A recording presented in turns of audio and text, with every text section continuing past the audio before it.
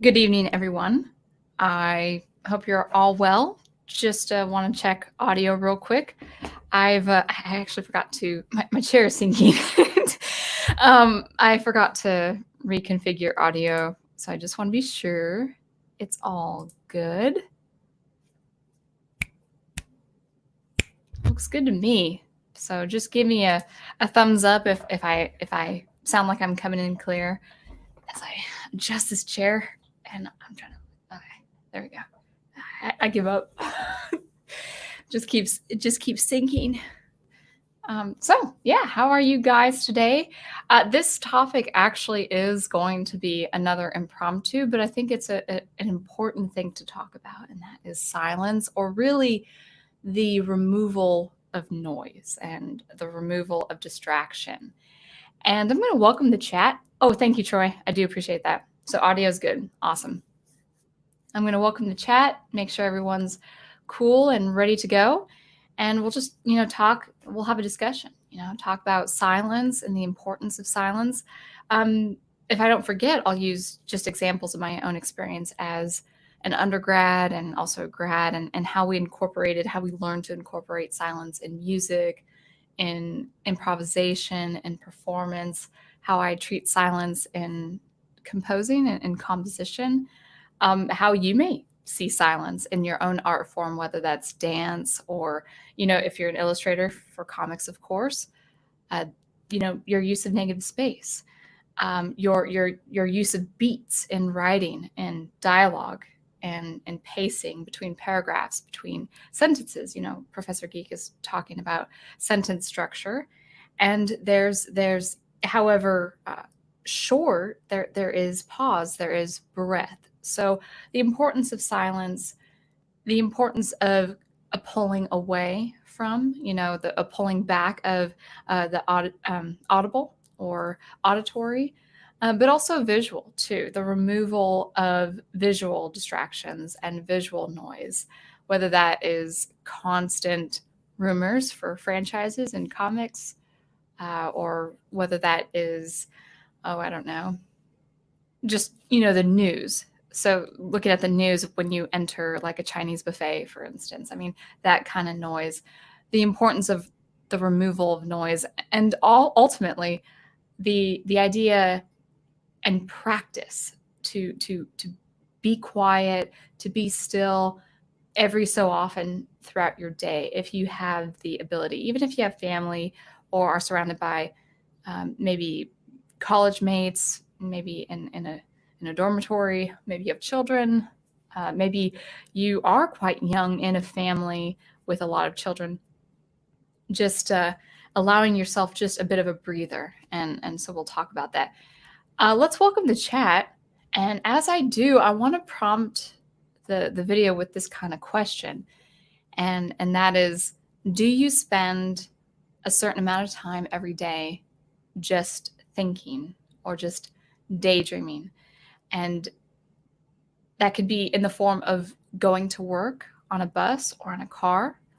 That could be actually reading a book, not listening to a book, not seeing it on a YouTube channel, but actually reading a book and going through the pages, or even if it's Kindle or something like that, where you do not hear a voice, where it's just your own internal voice reading the sentences and the paragraphs. So any example, if you can think of any example of quiet time, or any example where you are just thinking to yourself and daydreaming, or practicing getting away from all the distraction, all the things that demand our attention. And I'm not talking about wholesome things. I'm not talking about family or friends or a kind of community. No, we do need to serve people. We need to love people. We need to be there for our families and all of that. I'm talking about things that aren't necessary in your life, like trends, for instance, YouTube trends, Twitter trends, that kind of noise that we really don't need. They didn't need it 20 years ago and before then. And it's good to keep up to date on what's going on. But all that aside, let's go ahead and welcome the chat. I won't be very quiet on my live stream because it's just me. So I think Paladin Demo was first. And then after that, I think it was Dr. Y. But first comment I see is Big Al Presents. And I love it. It's Elmer Fudd with his gun. Be very, very quiet. Sound Engraver will be streaming. And Dr. Y, I think he's saying something. Oh, it's the sound of sirens. Oh, is that about me? The sound of sirens, even though this is a discussion on silence and the removal of noise. Owen Lister is in the house. Wolf 10 Media is also in the house. This place should be in the double digits. I think it is now. In fact, let me go onto my YouTube channel. And we are in the double digits. That's pretty good.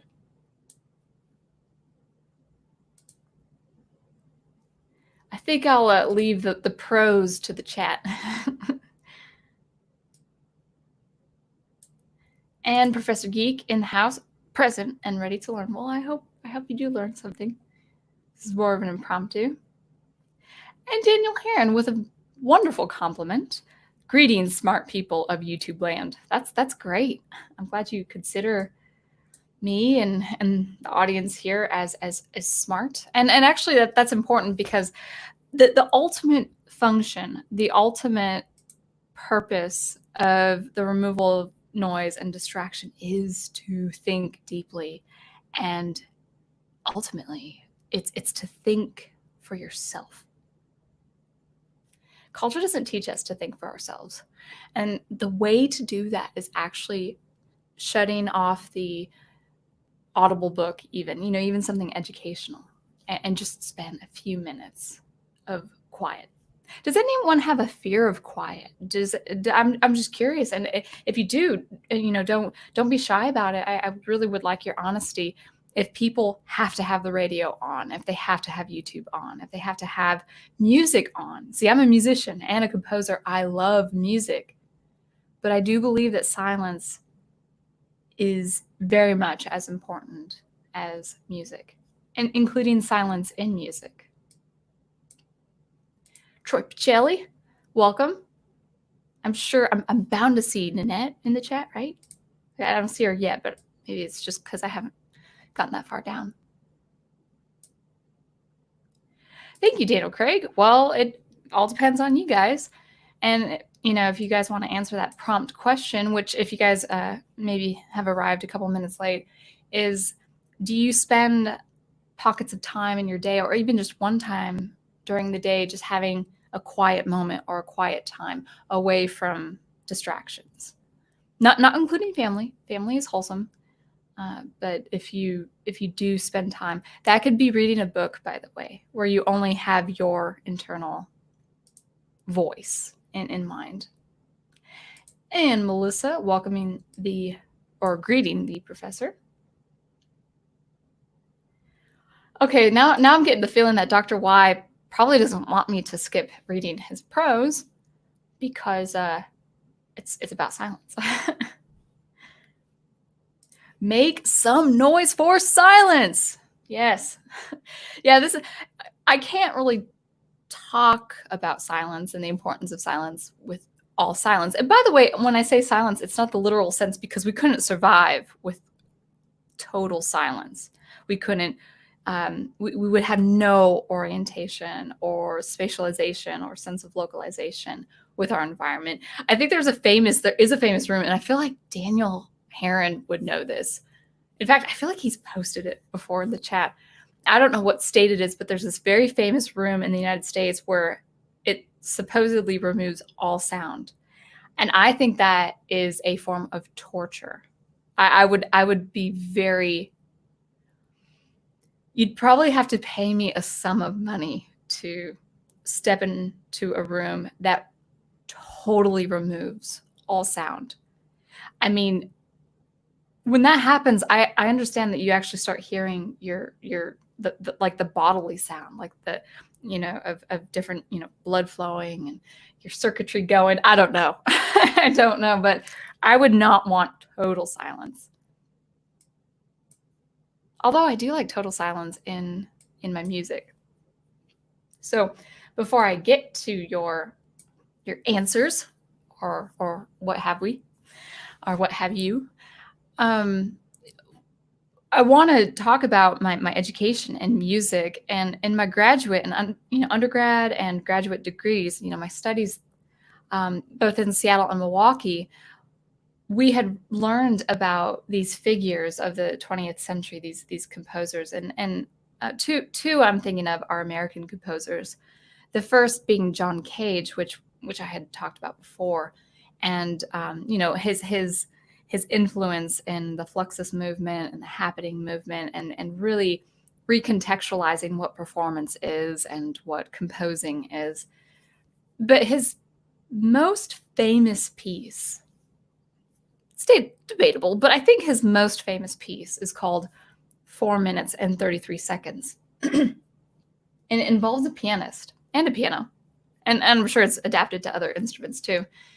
But it involves a pianist sitting at the piano for 3 movements, totaling 4 minutes and 33 seconds. And during the 4 minutes and 33 seconds, you're aware of your environment. You're aware of, let's say it's a kind of black box theater type room or an auditorium, or, maybe it's a concert in an arboretum. Maybe it's outside, a concert hall on the outside. And you're in that piece, you become very aware of your surrounding and understand sounds and recontextualizing sounds. Well, actually, I should say understanding sounds, understanding your environment on a much deeper level. I don't think it's a piece of music per se. That is debatable. People can argue that I don't think it was meant to recontextualize music, but John Cage, with that piece, wanted us as listeners to understand our environment and have a deeper understanding of sounds and place and your surroundings. The other American composer that I'm thinking of, and she passed away about a couple of years ago. I did meet her in person, and that is Pauline Oliveros, and she's very famous for her more meditation. And I wouldn't, based on my Christian faith, I wouldn't attend a kind of a strictly religious meditation workshop. But with her practices, she taught people how, in performance, becoming aware of your environment, the environment of your performer, next to you, or your ensemble. And she was involved. I can't remember the pianist's name, to be honest, but she was involved with she collaborated with 2 other musicians. Stuart Dempster, which is he's I think he's 90 now, or a little older than 90, but he's a trombonist based in Seattle. Very good, very, very good, if he's still out there playing. But she was a part of what they called a deep listening band, or the deep listening band, where it was piano, trombone, and she did accordion. And they also did electronics, but they really encouraged listeners in the audience to partake of this, deep listening and understanding. And that actually helped me think deeper, think more deeply, and not be so easily distracted, but actually home in and focus on a particular moment or a particular idea. And that taught me to be comfortable with silence or my environment, sitting in a cafe, watching people, listening to a bus pass by, listening to the birds, walking around in total silence. I didn't need the radio. Sometimes I walk around this lake I have outside my apartment, and I'll hear, joggers with like the radio. I'm not saying don't listen to music while you're out jogging, but they'll have it on. They're going. Their music is outputted through speakers, And then so they're jogging past me, and then that sound goes away. But I love walking, just totally,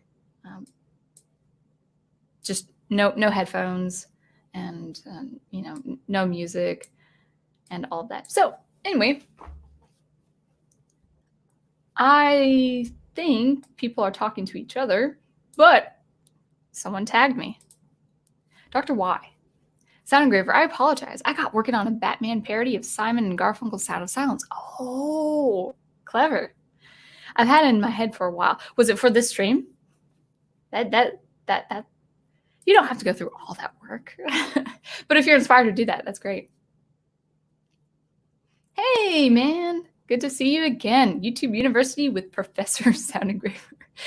Back in session. I'm not a professor. See, I only got my master's, so at least I would be a master's in music / instructor, but not a professor. I'd have to get my doctorate for that, for music, to become a professor. YouTube, wow. I read YouTube, but I was posting Al's comment. Big Al presents, I find silence deafening. I like background noise, music, TV, etc. I had a friend who I remember sleeping over. This was probably when I was 20 years old, and she and her sister shared a room, and they would listen to the radio while being asleep, all night, which I was not used to. I'd wake up listening to the radio and start dreaming about the things that whatever was going on with the radio, whether it was a commercial or a show. And I thought that was very disorienting to me. And actually I understand why people like background noise. And I think it's easy to listen to something that's not, our thoughts, or, I know I've experienced, with myself, just being uncomfortable with silence and just kind of sitting in a room, maybe with a book in front of me or the Bible, and just listening. But the thing is also, we do have that, the world outside us, traffic or birds and stuff like that as well, which I think is important. I remember one particular sound I did not care for in the house, and that was the TV. I don't mind the TV on, and I haven't actually lived anywhere where there is a TV. So it's been since I was 18, so 15 years ago. Is that? Yeah, that's 15 years. Where the TV would just be blasting. And if I'm not watching TV, I don't want it at that volume. Yeah, but I can definitely understand it. I love silence, so I'll put y'all on mute. And I hope you do some deep listening as you're watching me. So maybe you're not hearing what's coming out of my mouth.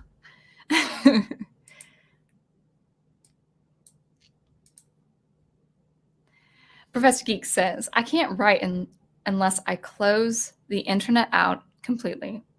If I minimize Microsoft Word, I scare away the muse. Yeah, that's important. Lately, last few weeks of my writing, I've done a little bit of music to set the scene up. I would listen to electronic music because it's just so part of that world that I've built. But there have been really tense scenes or, bits of action where I would just have maybe the AC on or just white noise, and I would just write in the silence of my room. And it's actually bettered my writing. So I'm kind of going between music with basic things like dialogue or exposition or scene setup or something like that. And then when it gets really tense, then I tend to switch it off and just have the room noise guide me in the writing flow. So that's great. That's great. So what do you do? Do you just click on the internet icon and that's it? That's a good strategy for sure. And I encourage that. I encourage that for people. Like for me, I compose music, so I can't have complete silence. But with writing and drawing, I would at least, I would encourage a little bit of that.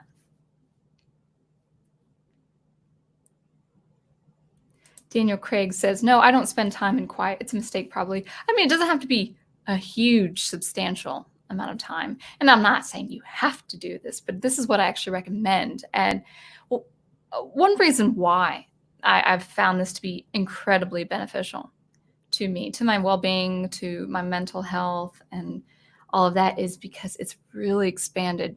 Quiet has really expanded my imagination.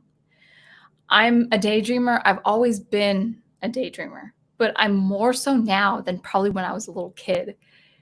I remember having a chat with my grandmother probably a few months back. I mean, some months back. I remember this being a discussion we were having last year or so. And she said something I won't forget. She said, this young generation, this generation of people, and really just the internet generation, we've lost, because of these distractions, because all this information is for us to behold 24/7 every second. We've lost the ability to daydream. And daydreaming has been a very important factor in my creativity. Science fiction, of course, but also music. Sometimes I'll dream up these melodies, and I'll think about these melodies. Some of these melodies I don't even have written down, but I play them over and over again on my violin. I sing, driving to work or driving home from work. And I think daydreaming, and it doesn't have to be structural daydreaming. It doesn't have to be so constructive. It could just having your mind meander and just kind of think of stuff and just dream up stuff and think for yourself. And I think that's what having moments of quiet has been for me, as far as having it be a benefit to my mental health and well-being. And also, it's just expanded my imagination. Daydreaming expands your imagination, and as artists, I think that's very important for us to practice and employ.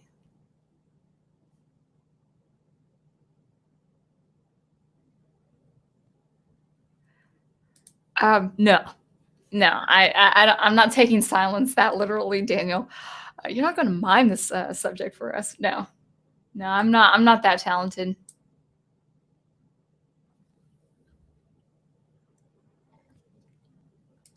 This is a pretty good question from Owen. Sound Engraver, does ASMR count as quiet time? That's what I like to do, or that's what I do to relax. I think ASMR has its purpose, to relax. But if you're craving it as part of a sound, like I would with music, for instance, I think that can also, I think that's good. It helps you unwind. Maybe it helps you daydream, expand the imagination. I think that's fine too. Like, some of my favorite sounds are like, tapping sounds or something like that. That just, I don't so much need to focus on those sounds. And yeah, I could see. I think ASMR really helps the person relax. For instance, I've heard people listen to ASMR while working, and I'm like, I can't do that. For me, it's probably like before turning in, like right before. Like I don't need to listen to it for an hour or something like that. So I think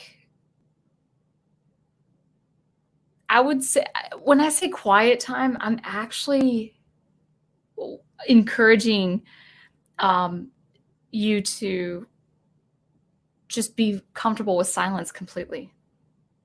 Like, let's say the power goes out. I know that's someone's nightmare on this chat, but let's say the power goes out. And let's say all your devices at that point of losing power had their battery low. So you just really couldn't use your devices. Well, I mean, are you guys comfortable sitting in a chair, just thinking? Are you comfortable lying on your bed, looking out the window, just kind of thinking and daydreaming? I mean, what about going out to your yard? If you have a yard, grab a, like a picnic blanket and just kind of just lay on your back and look at the clouds and just totally like nothing your device could give you, uh, if that makes sense. I'm not saying, and actually, I'm not saying like this is the lifestyle to do. What I'm encouraging is about 5 minutes of that, or 20 minutes of that, or a minute of that, intermittently. It allows you to daydream and think deeply, thus also thinking critically from that you come up with these ideas. That even with YouTube, when you listen to channels with people that you agree with 100%, you're still feeding off of their opinion and kind of moving along with what they're saying. And there's just nothing like thinking deeply in a way that's unique to you. And I think for me, silence has done that. Silence has done that for me. So an example for me is I'm comfortable with waking up in the morning and doing 2 hours of reading scripture, reading nonfiction, praying, being totally quiet. I'm fine with making coffee in total quietness, or cooking breakfast in total quietness, and it allows me to think. So that's actually what I'm just offering there is, something like calm, relaxing music, or ambient music, or something like ASMR, something like that. Yeah, that can quiet your mind, and that can relax you to a good state where it's kind of a musing state that you're in a zone, and that's fine too. But what I'm encouraging is not hearing anything besides room noise or outside noise, environmental noise that can't be helped, that can't be controlled. And so that's what I'm suggesting. This is just, by the way, this is kind of an impromptu stream where I'm only talking about what's important to me. So you might think, no, I can't do that at all. But if you have headaches, or if your mind feels very crowded, have you ever felt that your mind was crowded? There was one time, I remember, it wasn't long ago too, I'll never forget it. It's like this kind of sensation, like my mind is cluttered. Now I'm not talking about like, oh, my mind's full. Like I feel like there was an actual limitation, like there's an actual capacity for my mind, and it was just bursting at the seams. And I don't like that. I know that sounds a little meta, a little philosophical, but that kind of practicing quiet just purges that out. And that's what I encourage. The reason why I encourage this is not just to expand your imagination as an artist and think critically and think deeply, but we live in a culture where we are just so hurried. We're just bustling and hustling and, living for the weekend, the Monday through Friday thing. Even if you don't have that schedule as you're working or whatever, it's just, it's constantly, especially if you live in a city, it's constantly push, push, push. And we hear self-motivational speakers, we hear entrepreneurs, we hear really good top-notch leaders tell us to just, go for it, go for it, go for it. And I think that causes a lot of stress, unnecessary stress, and anxiety, and even depression. I'm not saying listening to silence can stop depression, for instance, as an example, but I think it mitigates kind of that, hurried culture. And I think that's why a lot of people, including myself, we can easily be stressed when we're going with this chaotic flow. These are just my thoughts. Hopefully, I mean, you could always take them or leave them, but this is just kind of what I'm thinking, as I've been experiencing with my own artistic experience.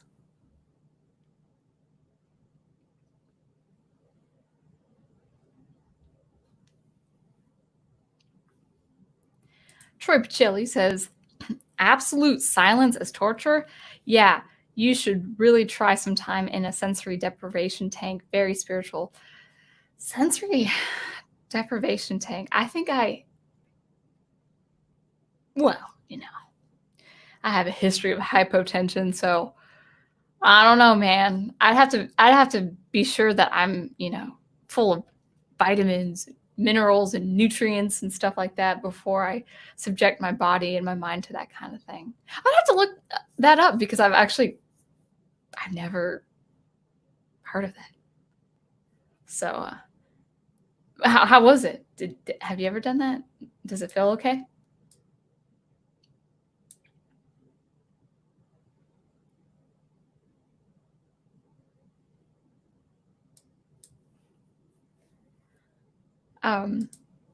That's at Microsoft. I actually don't know the context, Daniel. You'll have to clarify.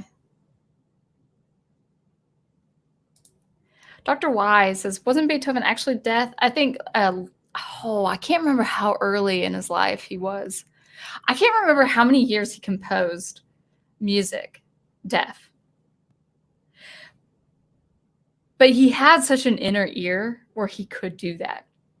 Now, if I became deaf, I would have to compose with,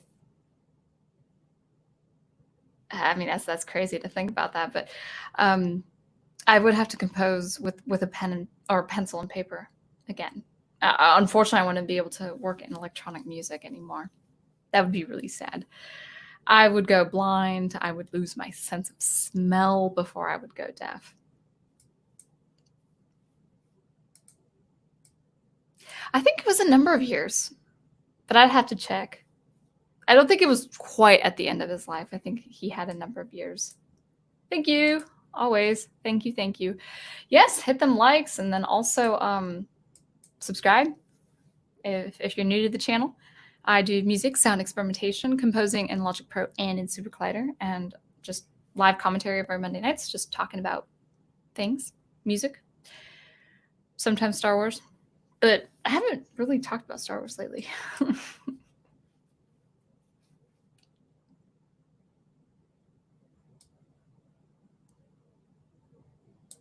Yes.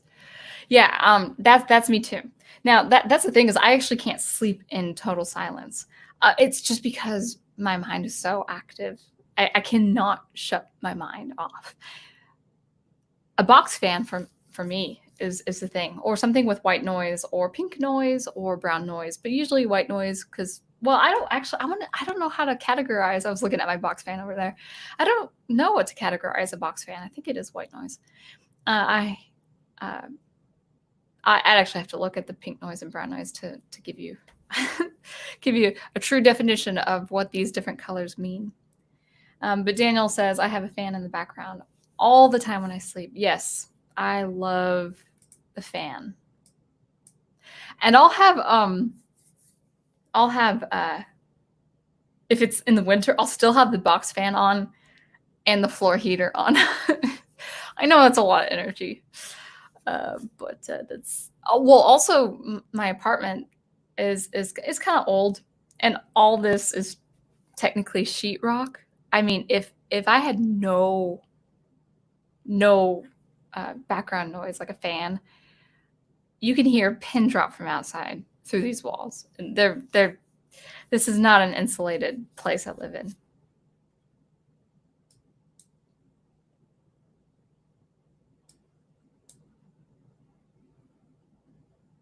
Daniel Craig says, I think I was asked this before. Are you going to provide a soundtrack to your book? I was mentioning, I think the professor had this question last week for me. I will totally compose for my stories. I will absolutely do that. But I am not at the level I want to be to produce the music that fits that story. I've labeled all these musicians, in the past, Ultimate Records, all of that. That's a skill set that I still have to practice. I still have a few years before I would get to the, composing that kind of music for that kind of story.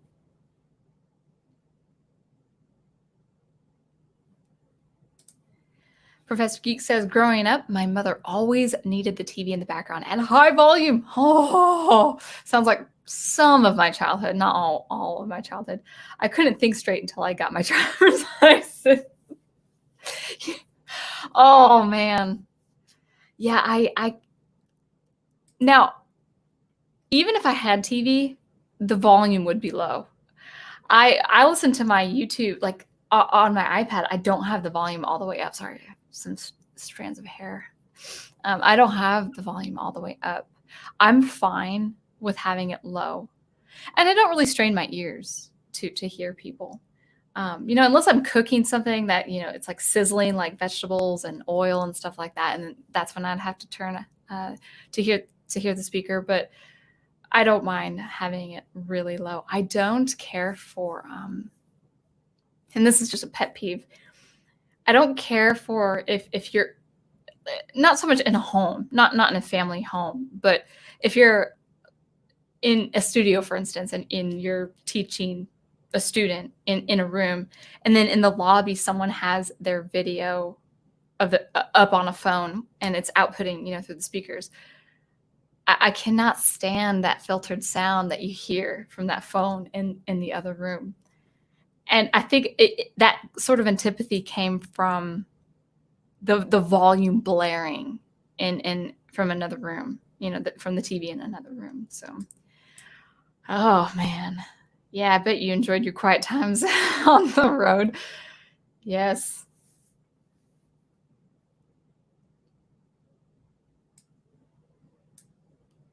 Hello, Mr. Matchstick. How are you? Hopefully you are doing well. Dr. Y says, I got a book on animating, and the author said he was cussed out one time because he asked a more experienced animator if he listened to music while he worked. Well, I wouldn't cuss at you.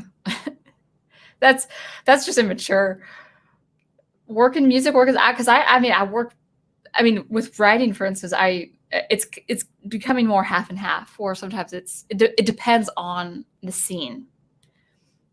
Music, yes, or sometimes I listen to music before I write to get my mind in the zone for that world I'm about to, dive in, and that journey I'm about to embark on. I wouldn't berate someone for needing to work in music. But actually, the thing is, I'm actually not even talking about silence while working. I'm just talking about being comfortable with silence in general, whether that's eating a meal, reading a book, getting ready for the day without having the radio on, something like that. So if you guys have specific examples, let me know. I remember living in Milwaukee, and I'd have these fairly long bus commutes, and I was talking with the bank teller, and we were he was doing small talk with me, and I told him really how long my commute was, and he said, "Oh, so what do you play on your phone?" I said, "I don't play anything on my phone." "Well, what do you do on your phone?" I said, "I'm not on my phone." And he's like, "Well, what do you do on the bus?" I'm like, I think I daydream. I mean, my stories have come from just me being on the bus daydreaming. And so that's the value I've gotten. So it's really more sharing to you all that value of just sitting on a bus for 40 minutes and just looking out the window and just zone, Hey, it's Netter's Network. I like that little heart you gave me. Thank you. I appreciate that. And I like that picture. I think that's one of my favorite pictures of yours. I can't remember. Yeah, I think I just like the contrast, the color, and that it's a very beautiful color.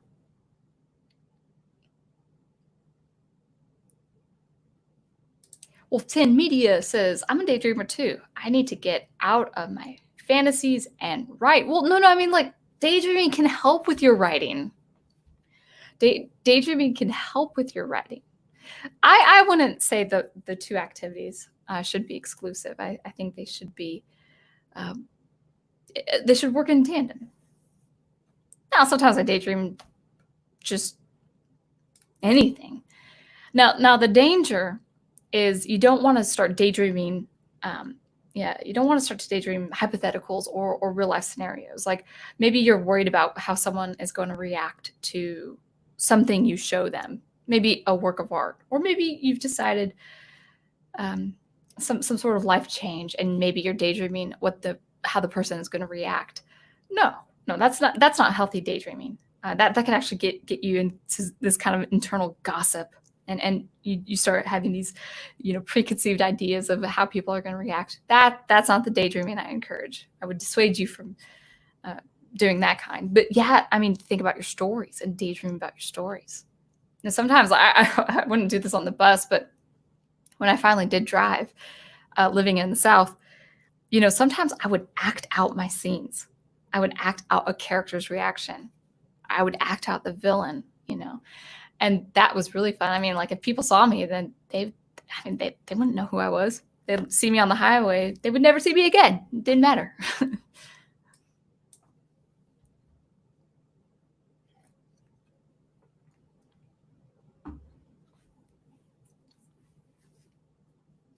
Oh yeah. I know this is to Owen Lister, but this is important to point out. I daydream my stories, setting up how things are and where characters are going to fit into the plot, and ultimately reaching the ending. Perfect. That's the role of daydreaming when you're a creative.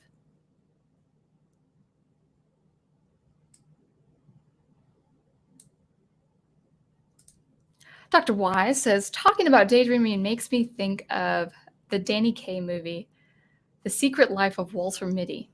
That sounds familiar, but I'm drawing a blank there. It was about a henpecked man whose daydreams helped him escape his mundane life. Oh, that sounds interesting.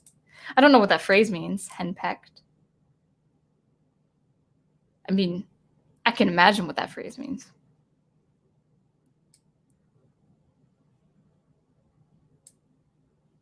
Yeah.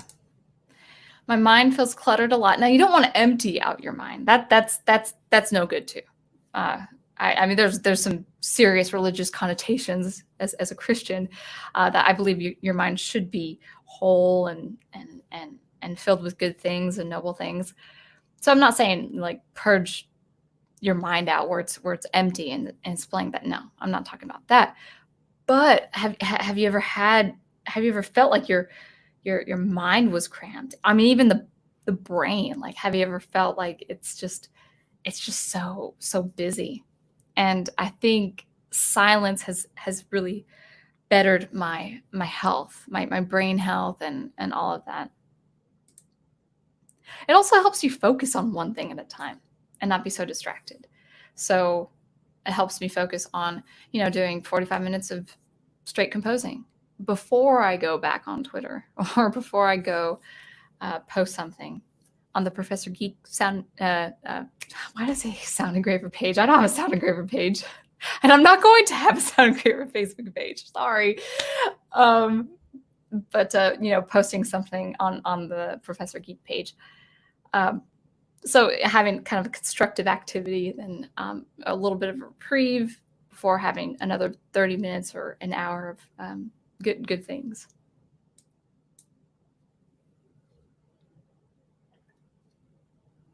Hey, it's Matt.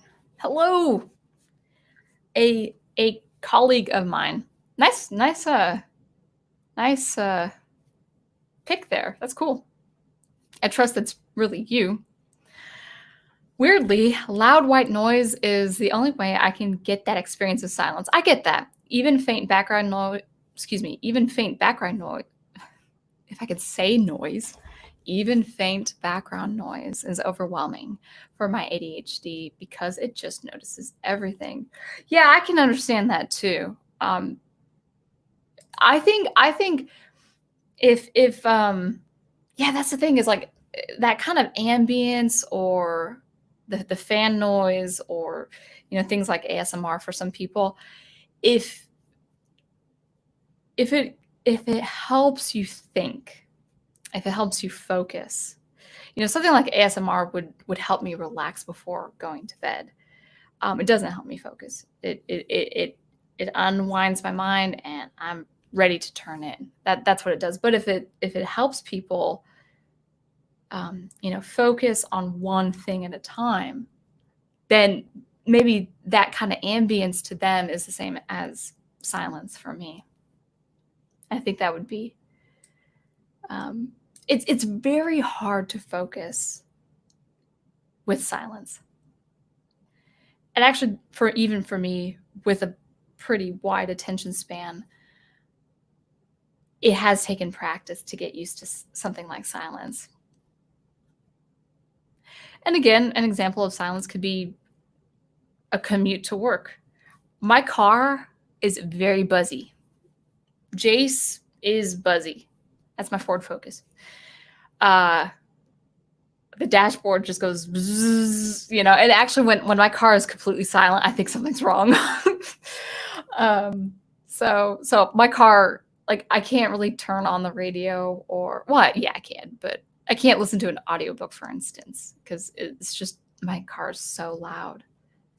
But even then, it's still, I drive on the highway and I'm thinking to myself. So if it aids you in thinking deeply and focusing and or daydreaming, or just getting away from the chaos that is outside, then that's what I mean. And by the way, out and within, the chaos outside and the chaos inside, our devices are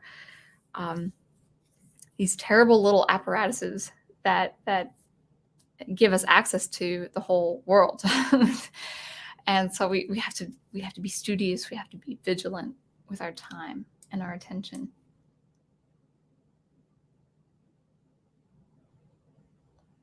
Oh, thank you, Daniel. Thank you. I appreciate that. The all silent room is at Microsoft headquarters in Washington. I thought I was somewhere else. It blocks out all outside noise and prevents echoes inside the room. So creepy. It's like Bandman's house at Halloween. I think I would brave Fanman's Halloween room or whatever before going into a room like that. I think I would. I know this sounds kind of silly. I think I would crawl into that room on all fours to have a sense of touch. Like standing on my feet wouldn't be enough for me if I lost all sense of sound. Yeah. Actually, yeah, I did forget about that. Nope, just white noise, I believe. I have to double check. White noise is I think it's all the spectrum evenly or equally distributed. Like all spectrum, all frequencies, I think. I could be wrong. I would have to look into the science of what makes white noise and pink noise and brown noise. Now, brown noise is, I don't know what causes it to be brown noise, but it is soft. It's almost like kind of a very soft, furry sound. It's a very relaxing sound. White noise is quite harsh. Pink noise is softer, and I think in my experience, brown noise is softest. And when I think of that, I think of soft serve Neapolitan ice cream. White, brown, and pink. Or how does it go? Brown, white, and pink. Yeah. Every time I talk about that, I want some of that ice cream.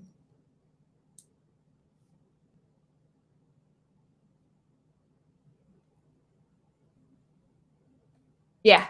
Daniel says, I do the same in the winter. The fan is still on, but I turn it away from me. Yeah, that makes sense. Also, my dad has the TV on in the background so loud when I call him on the phone, it drowns out his voice. I'm one of those people. I would say, now it might be different with you and your father, but I would say, Dad, can you speak in another room or turn that off? If I can't hear the person's voice on the phone, I would just say, I can't hear you. That's why when I'm doing background stuff, like getting a glass of water or getting the laundry out when I'm talking on the phone, is like, is this too much noise? Because it would be too much for me.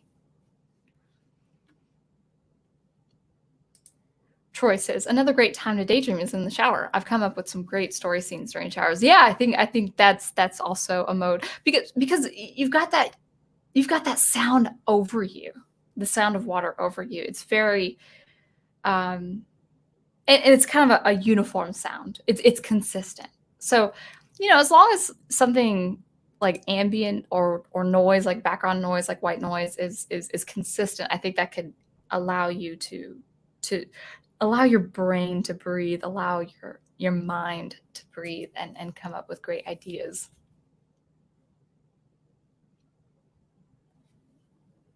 Just want to be sure.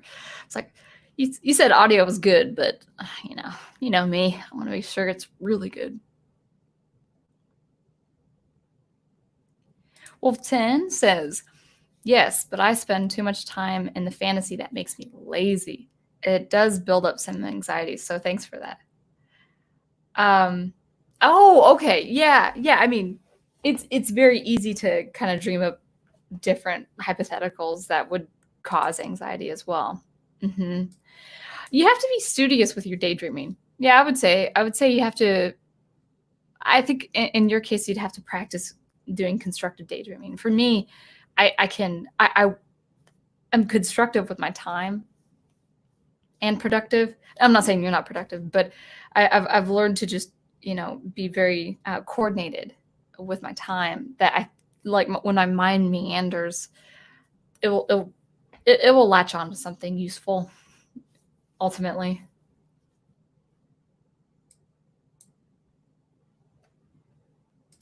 Dr. Y says, Sound Engraver, do you ever have problems? Do you ever have problems of daydreaming story ideas without any access to write? And then when you go to write them down, what are words? That actually happened to me a couple weeks ago where I was writing a scene, but then I was actually daydreaming another scene with some dialogue. I was like, oh, that's gonna be great. And I stepped away doing something, cleaning up, washing up or something like that. And it never came back. That dialogue that was so solid never came back. What I would suggest for something like that, if that's a consistent problem for you, Dr. Y, get a voice recorder. It could be an actual legitimate voice recorder, built for that, or just get a voice recorder app for your phone. I remember being, in my 8-to-5 job before being a music teacher, and I would have these crazy ideas during lunch, or I would daydream. I'd work. I would answer the phone. I'd email. Sometimes it was menial where I could actually, daydream and still get a lot of work done.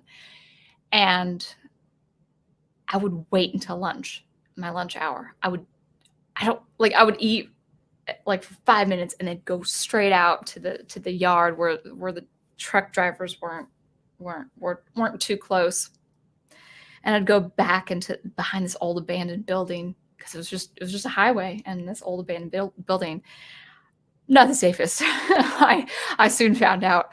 Yeah, that was interesting.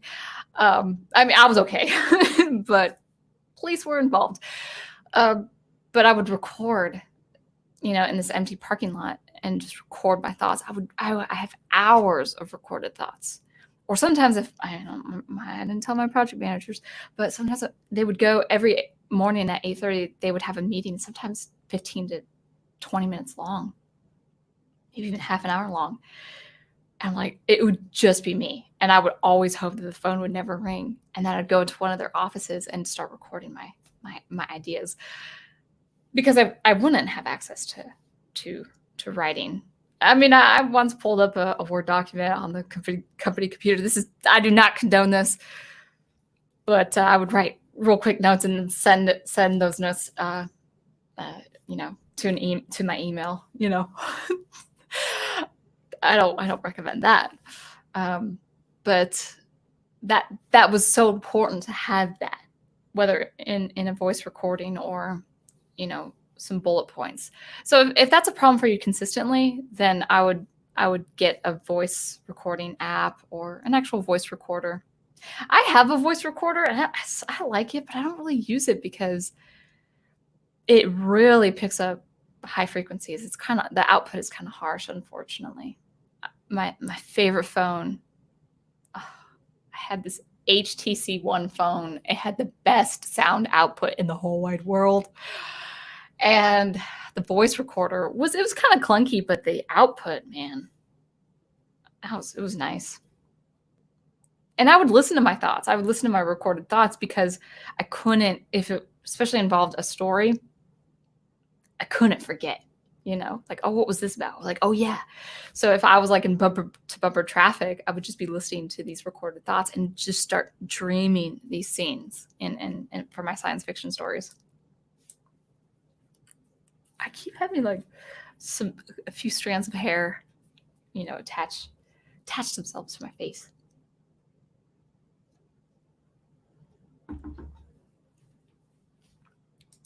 Owen Lister says there are two ways I daydream. One, when listening to a favorite song of mine or imagining a scene for my story. Oh, and imagining a scene for my story. Number two, I just have a conversation with myself, brainstorming. Yeah, kind of that internal talk, and I think that can be very constructive. Daniel says, I'm going to zig instead of zag here. Well, how dare you? I thought the discussion of the use of silence was literally going to be how to use it in your art, not as a mental health exercise. Well, I mean, I think the reason why I'm kind of stressing on this, the emphasis is because it's only helped with my art. So with music, in graduate school, one of the things we really focused on was how to incorporate silence and pause at extreme lengths, 8 to 10 seconds in a performance. Now, that might not sound like a long time, but in some very tense improvisation and improvisatory performances, it's the silence is deafening. As Al had said, it's very intense. We're incorporating silence is as intense as a climactic moment in music. And that was one way we tried, where the ensemble would be very intentional about being silent, because especially in the context of an ensemble that's doing freestyle improvisation, we just want to fill up space. We just want to fill up time and space musically, even with stuff that's pretty effective, even with technique on our instruments that's pretty effective. But the biggest challenge as a performer is to be comfortable with silence. And when you're finished with a dramatic gesture, if it naturally tapers off, or if even a hard stop after something quite loud, and then be quiet before starting again, that's huge. That's very huge in music. And I did learn a lot of that in my composing. Not the music that I hear, the music I want to compose really does have kind of a stream of events, just flowing until the end of the song. But the use of silence is pretty important in music and in performance, composition and in performance. The other activity that I had was we one of my professors called it sushi bites, where we would improvise in a minute or under. We'd have to find out, work dramatically or effectively, or work with freestyle improv in a minute or under before going on to the next sushi bite. Sometimes the musical event would be 10 seconds long and followed by 20 seconds of nothing, but not nothing. Intense silence or meaningful silence, having meaningful silence. So what does that look like in the visual space? Well, with dance, the use of negative space and how the dancer is forming their body in contrast or complementing their dance partner, maybe complementing the whole ensemble. Maybe it's an ensemble of 16 or even 20 dancers. or, using negative space on the stage versus negative space between two bodies or five bodies or everybody. And have that juxtapose the negative space with the stage. Stage left has more visual space filled than stage right. The background has more visual space than the foreground, and stuff like that. So that's an example of silence, I think, in terms of negative space. And I think that's important for you artists out there who use, panels and color. An idea could be a minimal color palette for you guys, or use of primary colors, but between 2 and 3. The use of space where a character's set in a setting, have us understand emotion with negative space, emotion with silence, however that is conveyed on the illustration. Ooh.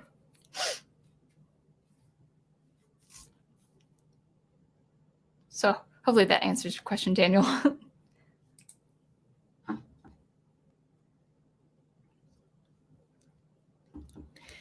Sound Engraver, I do enjoy a good zone out, but never needed silence to do it. When it is quiet, i.e. power outage, my mind can't focus, and I look around everywhere trying to find a focus point. Yeah, I think it's different with everyone. I mean, like for me, the go-to for me, because I'm religious, is prayer. And prayer does help me focus very, very well. And the ability to practice mindfulness is also important. Now, for me, practicing mindfulness in silence really is the thing that has benefited me as an artist. Whether that's actually doing it in a concrete example of aural space, aural silence, of course, in a music composition, or just using silence to kind of think of a moment and work from that. I think, though, and this is probably not the case with you, Al, I don't know. I do think people, just from the hurriedness and the chaos I see in this culture, where we just have to, just go, especially in like West Coast and probably places like New York City, where everyone's so rushed. I think, this is just speculation, I actually think that people have a fear, maybe not fear, but a kind of, I would say, intimidation. They're intimidated, a little bit of trepidation, I meant to say. They're intimidated by the idea of just thinking.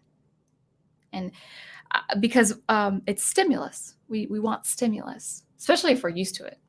Could be like food, for instance. We had that stimulus to have a food we're used to, or a food we enjoy. I have a stimulus for having black coffee every morning. And I mean, last week I ran out of coffee and I had green tea in the morning, and I just had to get used to that. But I'm my mind and just part of my daily culture is to have black coffee in the morning. It's the same way if we constantly feed ourselves different stimuli. So I would say, this is what I would posit, is if you do practice silence, even if it's just 5 minutes, and just kind of think and ruminate and daydream from that, whatever the case may be, I think that's going to be its own stimulus, its own need, the brain needing that reprieve from, listening. I think it's because why I think this is so important, why I emphasize all of this is the world wants us to think as a mass. There are so many narratives, and I'm not saying this as a socio-political thing. We're human. we latch on to what other human beings say, whether we disagree or agree. And we kind of, especially as adults, we kind of have to train ourselves to think uniquely to us and on our own. And that's that silence or having time away from things is what's helped me. So I hope that makes sense. Again, this is just an impromptu. These are just my thoughts. This is the kind of thing I think about when I have those moments of silence. That I do think, at least in the United States, can't speak for any third world country, of course, or any other first world country, but I think in the United States I think we're intimidated by silence. I think we're intimidated by thinking for ourselves. And when I say thinking for ourselves, I mean we don't we can give up the need to listen to another voice. Not completely. I'm just talking about 5 to 10 minutes a day. And so, listening, even listening to something that's not educational, like a commercial, well, that's still listening to another voice. And so I encourage people as artists or people who love art is to not be afraid to practice just kind of working your internal voice and your thinking. Those are my thoughts. I'm speaking this live, this is public, so you're welcome to my world. But yeah, I could see where people need a little bit of stimulus. White noise is great. Box fan, ambience, kind of like a. I'm trying to I love music, guys. I work in music, but I'm actually trying to encourage people to consider not listening to music for a pocket of time, during the day.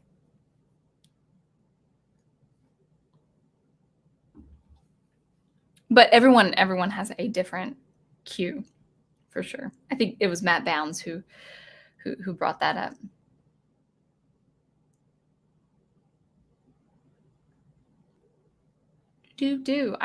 Whoa. I think I skipped down for a sec.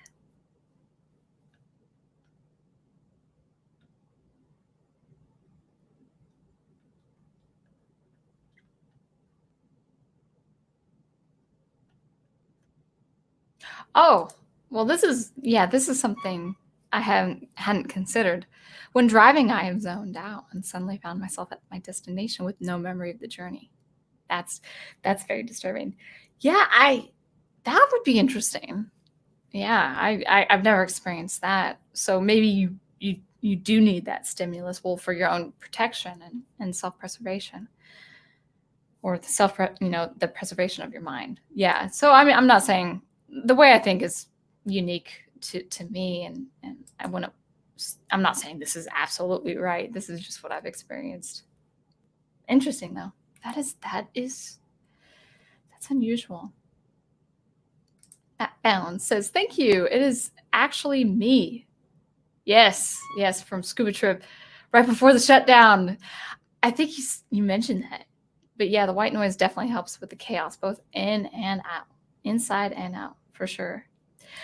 How many noise colors are there? I know there are more than 3. Maybe gray noise is one.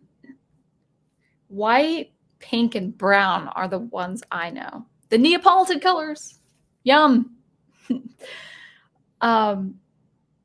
But it's not colors. Well, I have synesthesia, so I see colors and shapes for sounds. Like I hear my AC right now, and it's kind of a whitish blue shape that crosses my mental field of vision. But I have a very active, very. I'm a synesthete, and I have a pretty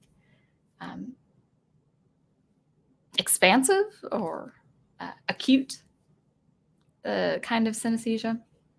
But these are just terms I'm talking about. White noise. In fact, white noise doesn't look like white to me. It's white, gray, and black. It kind of looks like that old static from like the television when you ejected the VHS, and it was just that. Maybe that was just me and my grandmother's TV. Pink noise, yeah, it kind of looks pink to me. I can't help it. Brown noise is very soft. It's kind of like like a soft brown cat. That moment crossed my mind after I was listening to that or looking at that.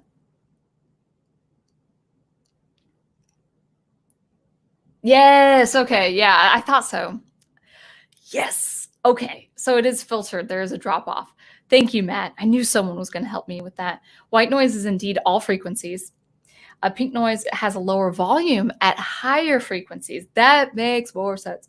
And brown is like pink, but a higher drop off.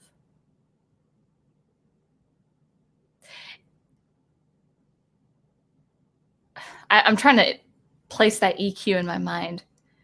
But whatever the case it is, the resulting sound from brown noise, I think, at least in my aural experience, it's the softest. It's the gentlest of all the colors. Thank you. Thank you for that clarification.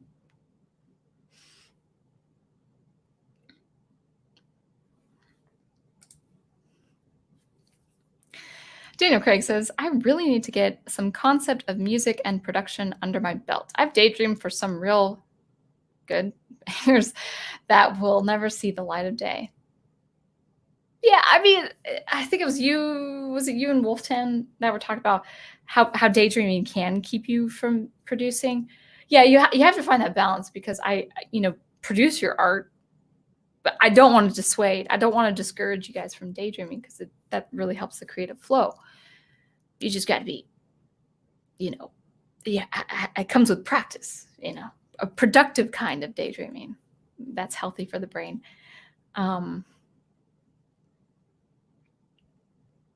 What do you mean by I have to get some concept of music and production under my belt? You mean producing music, or producing art, or producing art while listening to music? I'd like to know.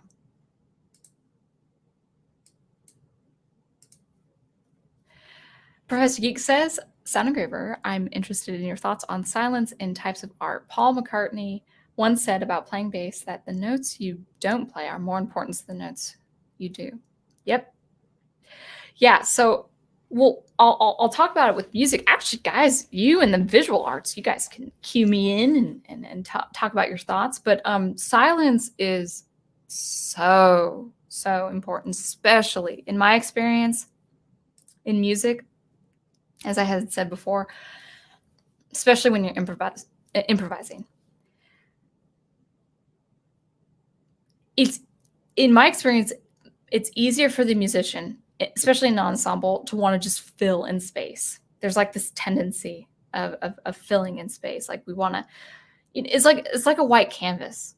I'm not saying have it be completely white, because that, let's be real, that's not art. Sorry, it's not art. You got to put something on it, and it has to be done with craft and with excellence. But maybe it's a fine piece of art that includes that white space, and that's negative space. That's an idea of negative space away from the object. With playing violin, I'm an instrument, or I play an instrument that can go on and on until my arms fall off, So it's very easy for me to just constantly go. And sometimes there's room for that, this kind of momentum, perpetual mobile, which is, it's a kind of, in fact, I'll go ahead and write that in. It's one of my favorite forms of composition, perpetuum mobile, or perpetual motion. It's a form of composition where from the starting note all the way to the end, there's no break. There's little rest to no rest. Novacek, actually, I don't know his opus number. I don't know what. Well, actually, it's one of my favorite violin pieces, and it's like 2 minutes and 15 seconds of just straight violin nonstop until the final note. I can't remember the piece. It's a great piece. It's a wonderful piece. Novacek, Otto Novacek, which I think was written 1899, I think, or right at 1900. And it's a fine piece of music. And I like that style a lot, where it's just a stream of musical events without a breath. Now, I could do that as a violinist, because all I need is just the dexterity with my hand and my arm, and I could play for minutes on end without a single breath. Of course, as a wind instrument, you need to breathe. Brass instrument, you need to breathe. Piano can only sustain for as long as the piano is constructed. That key is constructed. Hit the note. Sure, there might be a 20-second decay and release, but ultimately that piano key, that piano sound, has a definite end for however long it can go. So I have the ability. A singer, for sure, a singer can't just keep on exhaling, something, like a note. So I have the advantage of playing forever without a pause and a break. Now, I'm just one person, but even though I have the ability to keep on going, silence is important, because you need that break from phrasing or just using silence as a meaningful and as an intense a moment as you would for a dramatic note, even a climax of a piece of music. It's worse with an ensemble of 2 or more instrumentalists or singers, because when you have 8 to 10 players in a room, everyone wants to have a moment or share a moment with another instrumentalist. But if you have 8 to 10 players, chances are you're not going to have pockets of silence, because people will come right in. The silence, in my experience as an audience member, makes me wonder what's going to happen next, because I don't know what to expect. Especially if the instrumentalists are on their A game, and they'll surprise you. And so Paul McCartney is right. Sometimes when you improvise and you play notes that aren't necessary, it clutters up the performance, whether you're a solo performer or part of an ensemble. Holding back is actually harder than doing too much. But I think in my experience, in many cases, it's been more effective because of that. But that's music. That's the aural art form, the audible art form. What do you guys think about, visual? Can you guys give me any examples on breath, pause, negative space pacing, in the visual media? I would like to know. Daniel Craig says, I want to hear this warehouse story now. Warehouse. Oh, well, I worked in a plant which was adjacent to this abandoned building. And I don't think anyone was there. But the property right behind it, let's just say police were there, and I don't know the story, so it'd be speculation anyway. But it was not really safe for me to hang out behind, even in broad daylight. It wasn't safe to hang out and record my thoughts behind this warehouse. And it was a shame too, because walking around the entire plant was really nice. It was great to just walk for an hour before getting back to my menial tasks.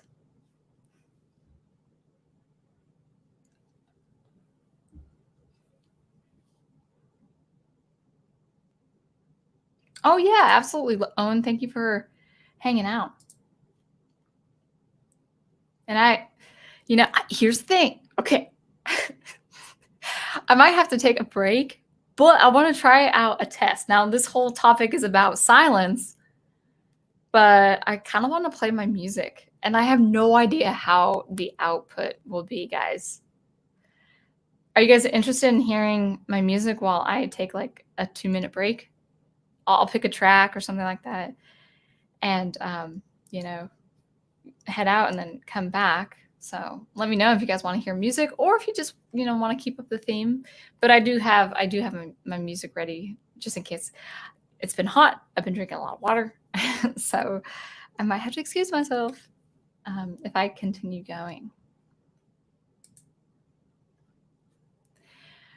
Matt says, voice recorders are also just useful for brainstorming. Absolutely. Totally agree. 100%. Like, that stream of conscious, is it called stream of conscious or consciousness? I have an way easier time coming up with ideas, talking it through it out loud. Totally. I think that's how I tell people that's how I journal. I don't journal by writing it down. I already write as it is. I journal by talking and recording. Now I haven't, to be honest, I used to do it for 2 years or two and a half years, just almost every day. Like, how people keep daily journals. I don't do it as much, but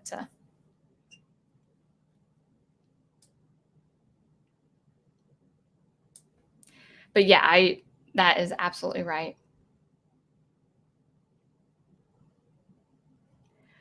Dr. Y says, I did try going old school, but trying to capture story ideas. I had a pocket notepad I took everywhere, taking notes like Columbo. Probably should know who that is. Yeah, it's good. It's good. Actually, even just a traditional notepad, just sorry, this was my motion. Yep. Daniel says, following on with being comfortable with silence. I was known in the Argentine tango circles around here for knowing precisely when to not move to punctuate songs. Yes, that's a great example for dance. That's wonderful. Yeah, let me read that again. I was known for precisely knowing when not to move to punctuate the songs. Yeah. So holding still, that's a great use of silence actually for dance. Oh, that's fantastic that you brought that up. Compared to music, like music is the flow of sound, the organization of sound and musical sequence of events. Whereas silence is definitely a pulling out of that, a pulling away from that sound and the series of notes and rhythm. Same way with dance. The music is the motion. Music can be the stop motion. But if I see someone dance and it's dramatic and then, oh man, they do a hard stop, that kind of thing takes my breath away. And so I really do applaud you for bringing in that example. So let's go ahead. I think I'm probably going to close probably around toward 11, I think. But I want to try this. This isn't really following the topic of silence and a break. But I do I want to test this. If it's awful, it's awful, and I'll know. But let's go ahead and we'll stop the cam like that, but you'll still hear me. And I'm going to share my screen. And I'm going to do that. And let's see what that looks like. Yeah. Okay, so that's my page for my Bandcamp page. And let's see if you can hear it. Let's see if tell me if you guys can hear this.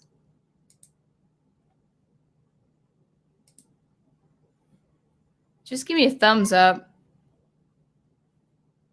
That'd be awesome if you guys can hear it. You can even see it going. Oops, sorry. Can you still hear that? Probably not. Oh, hold on. I got this. Let me try this again. 1 second. I got it.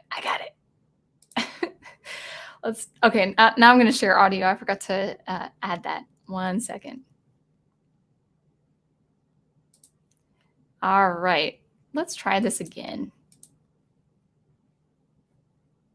Ugh, come on. There we go. Now, Can you hear that? I'm going to scroll all the way down. I can't hear it. I hear the silence. All right.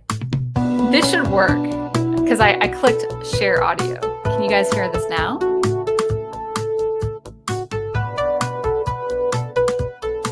That'd be sad if you guys can't hear this. Yeah. Awesome. Good. All right. So I will be right back. Enjoy my track Edgewise from my album Edgewise, released last December. Good, good, good. Hopefully it doesn't sound too jarring. It's high fidelity to me because it's my interface, but whatever. Enjoy. I'll be back.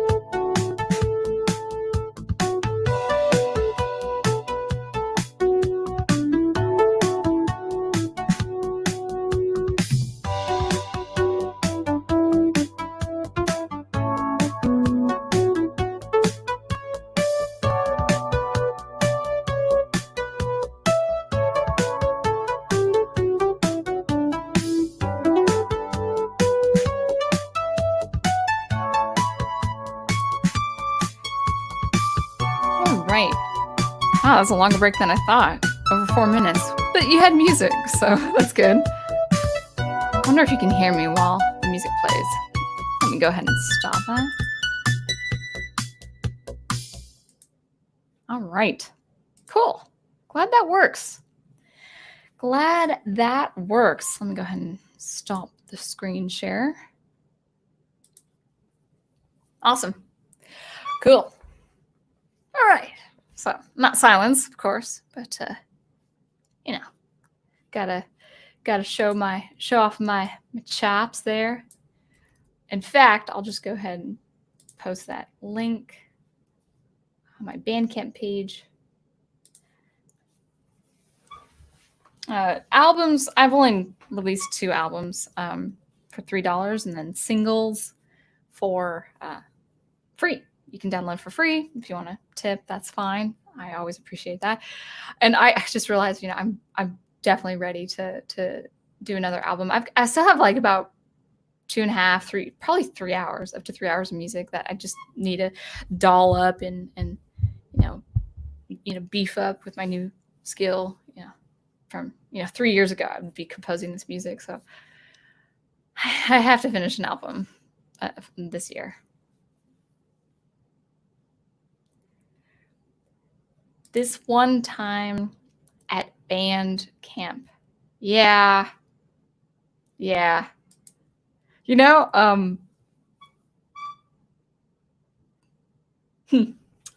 don't know why I didn't make that connection before. All right. So I think, I'll go back to where I was. Yeah, I think I was here with Daniel. And then if I'm all caught up in chat, I think that will probably be it. And if you guys had any more questions, it's actually kind of nice to do these light topics because,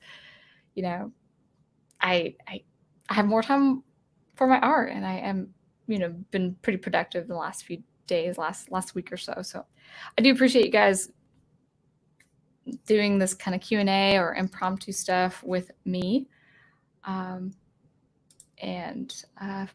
Yeah, it really helps me as an artist for sure.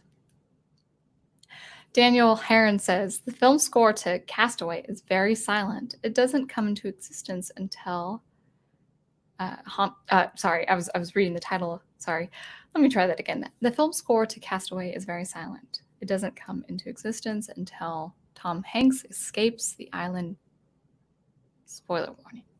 Well, I know he made it out. Yeah, that's pretty powerful. And our Seeing Noir, the film noir on Professor Geek's channel. Not the last film, but really a lot of those films really did use silence. I think the most present use of silence for me was Notorious. Notorious, I think, was really good. And then when the sweeping motion came, then yes, you feel the effect of the music. But when you're in this intense exchange between two people and there's no music, you really feel like you're in the room with them. Maybe invisible, but you feel like you're in the room, like feeling the tension. And so I think that use of silence in film score, I think, can be very, very effective.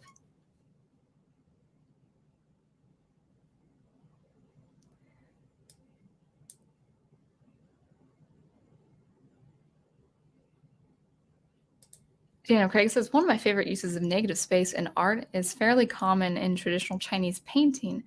Often the blank canvas is used for water, etc. Yeah, that's a good example.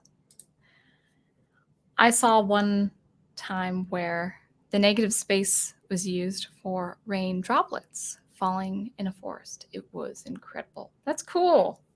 It's a wonderful idea. It's a wonderful way to employ that idea.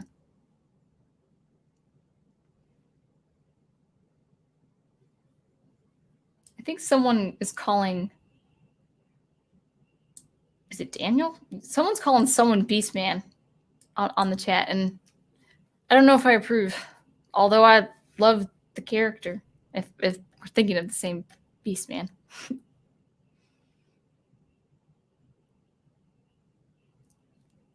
Dominoes and beatboxing is my white noise now. I don't know if beatboxing would qualify for white noise, but I get your meaning. White noise meaning you're just kind of able to, zone out and do things. Yeah, I can get it. I wonder if I could beatbox into this mic through StreamYard. I have a pretty good kick. That was okay. That was like a kick with a resonant peak of, let's say, 800.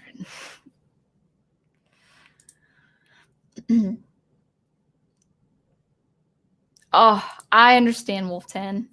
Now I must take my leave to the cool kids stream. Yeah, that's true. I'm not cool because I'm just by myself. I think that's what it is. This was very insightful, Soundgraver. Thank you. Night, everyone. Good night, Wolf10. Matt says, oh, okay. White, pink, brown, blue, gray. I knew gray was one. Are the noises? I know there are probably more. Yeah, what's blue? Can you clarify what blue is? Actually, clarify what gray is, too. That'd be awesome. Daniel Craig says, I'm lazy and I don't sit with production software and learn how to make it work. The daydreaming is not the part keeping me from being productive. Yeah, I wouldn't take it as that either because it's not for me. Yeah, part of learning something new is learning like a tool or a software, and that takes time. Yay! Hope you liked it. Hope you liked it. Yes. Awesome. One day we'll be in the work zone. We'll be in the workflow. There's this piece I'm really beefing up from. I composed it like probably 3 to 4 years ago, and I was like, I have to get an album out again. And so I've been working on the draft, and I was like, this is pretty cool. I might do this live on a Monday night and just talk to you guys and while working. We'll see.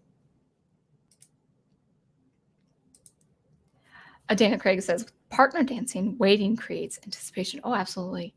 Or in the case of a really fast movement, it creates a sense of suspension for the follow. Yes. Yeah, I like these comparisons. You using your knowledge and expertise on dance.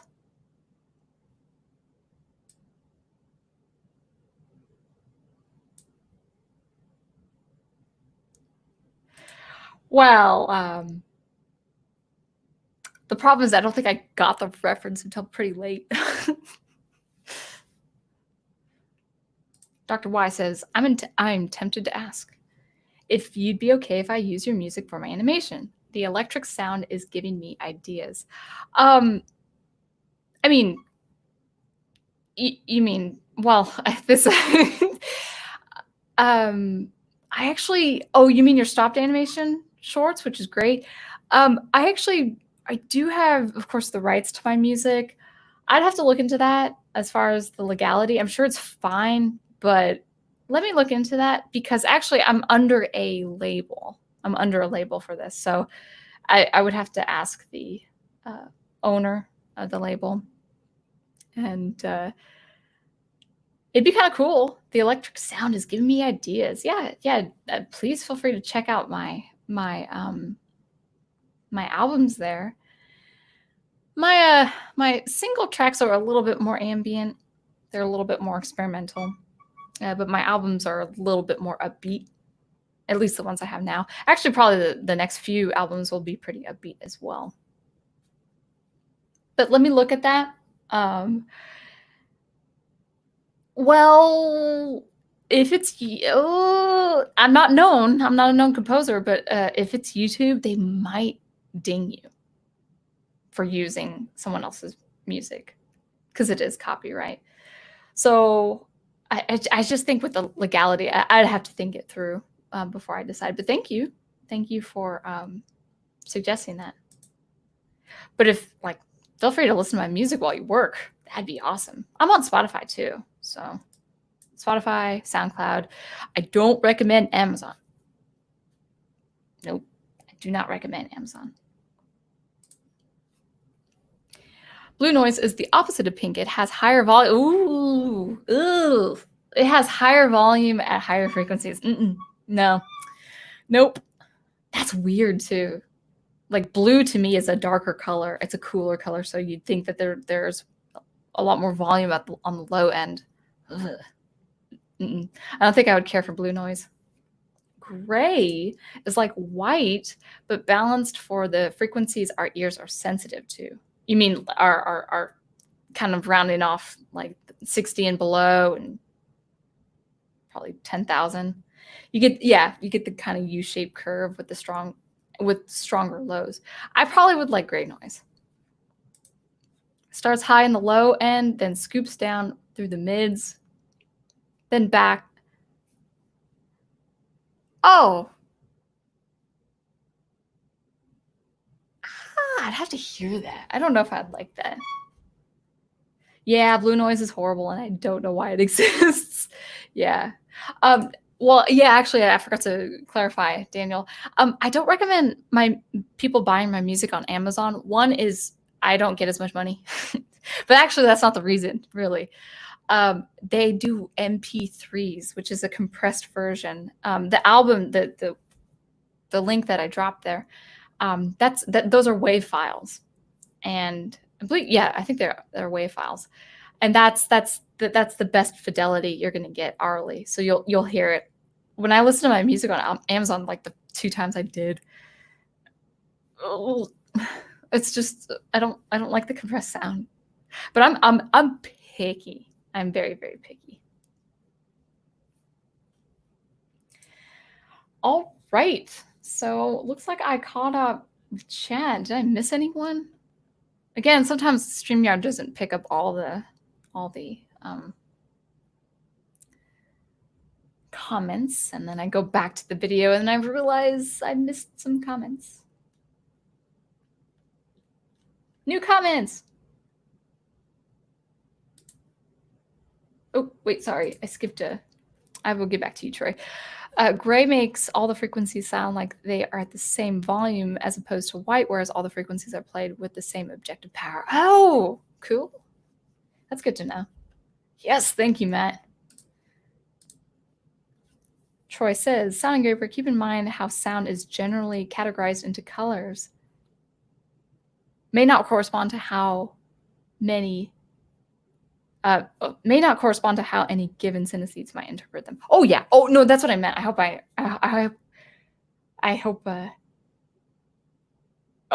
was kind of being cheeky there. Yeah, synesthesia is totally different from the actual terminology of white noise and blue noise.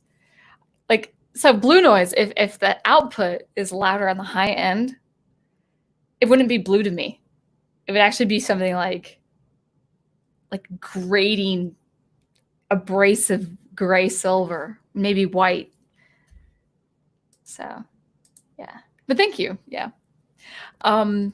Yeah, that makes sense. I hate it when there's an Amazon exclusive and I'm forced to get an MP3. Yeah, some of my favorite albums, man, I've heard them on Amazon. I was like, have my ears gotten sharper in definition? I mean, did I not pick up these sounds or lack of sounds before?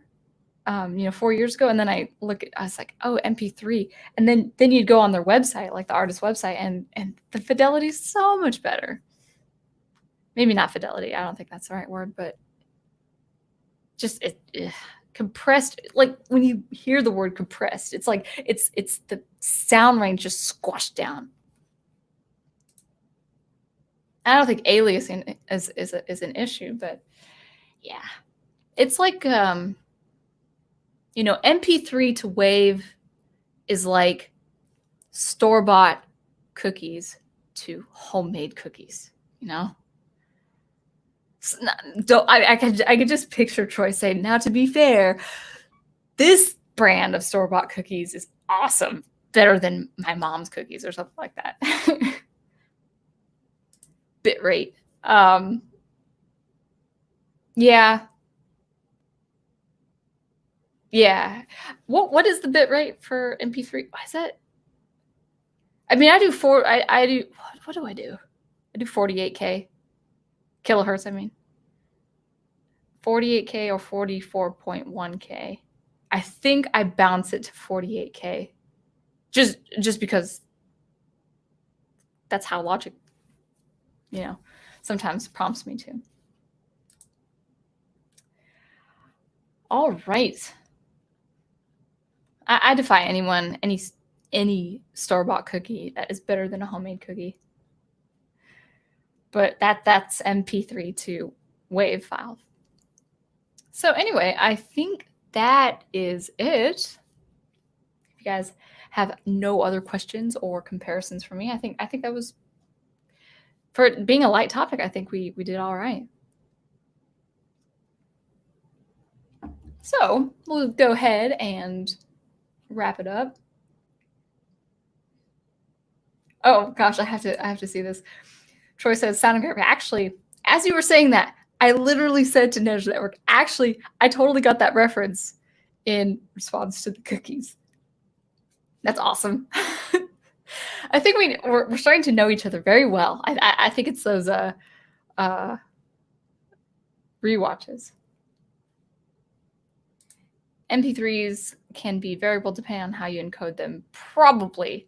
I used to know the science. I used to know the science behind that, but that was like 6 years ago when I learned that. Typically ranges from 96 to 320, I think, anything under 256-bit, which is 8-bit. No, 16-bit. No. Yes. No. Man, 256. Come on, Michelle.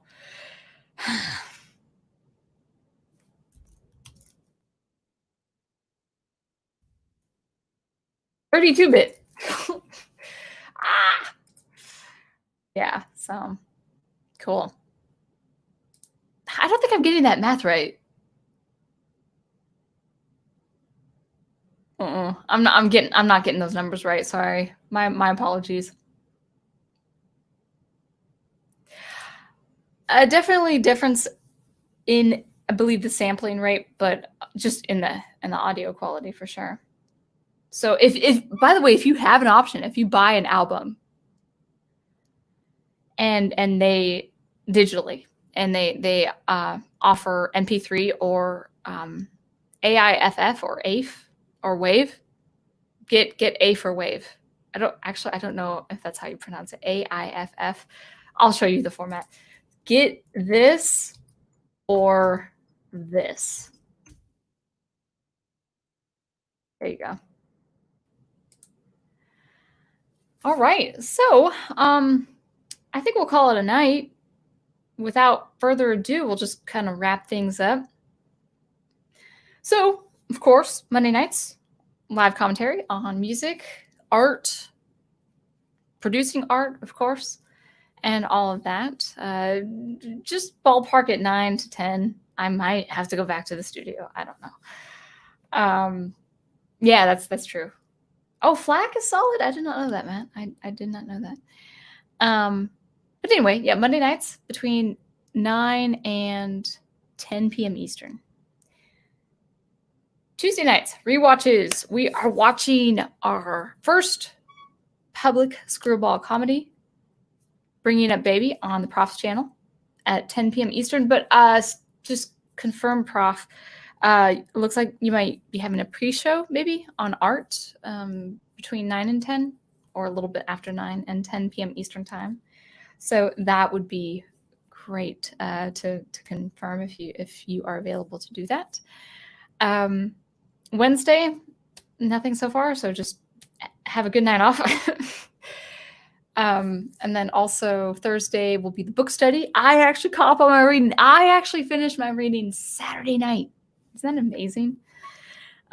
Scoundrels book study, also on the Prof's channel at 10 p.m. Eastern, where we will have chapters 20, 21, and 22. I believe that is correct. Awesome. Thank you, Prof. Yes, pre-show. And I love those. I love those.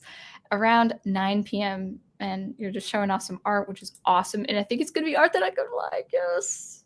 I heard rumors. But I'll just act surprised. But it should be really fun. So pre-show, let's start over. Monday nights, 9 p.m. to 10 on my channel.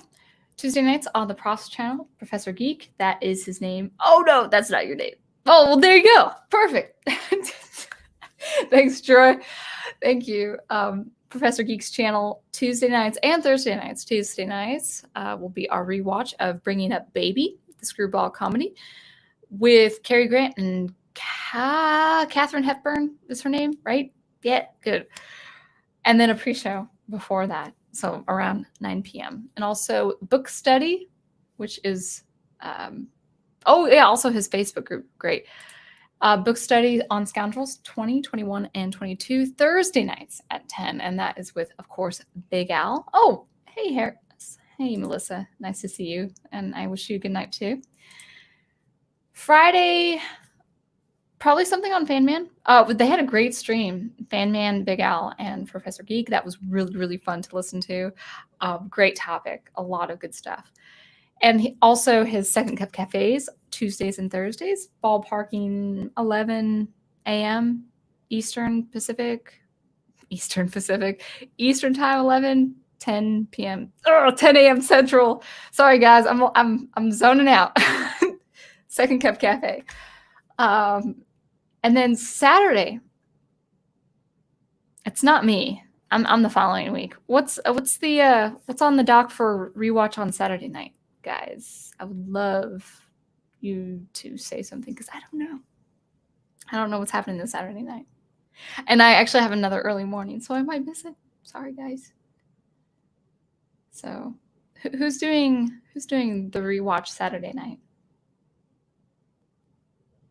Oh, okay, great. And that's probably Netter's Network, isn't it? So, Time Traveler's Wife Saturday night. And I'll say hi in the chat. I have to go to bed at 10 that night. Ugh. Oh, happy anniversary. That's cool. 28 years, right? That's great. Awesome. Very cool. Oh, good. Thank you for announcing that. Stop motion coming soon. I planned on it last weekend, but it's taking longer than I planned. Oh, I bet those things take forever. Yeah. Thank you. Thank you for bringing that up, Dr. Y. Oh, okay. So we're doing it on Troy's channel, Time Traveler's Wife on Troy's channel, just to be on the safe side. Absolutely. Absolutely. Daniel is talking about something about that movie that happened to him in the past. All right. So did I make everything clear? You guys know the gist. So thank you guys always for watching and listening. Always be on the lookout for some more sound experimentation every Thursday and some live commentary every Monday nights, 9 to 10 p.m. Eastern. And until I see you next, which will be probably tomorrow night, 3Watch, keep producing the art you love, and I will catch you later. Thanks again.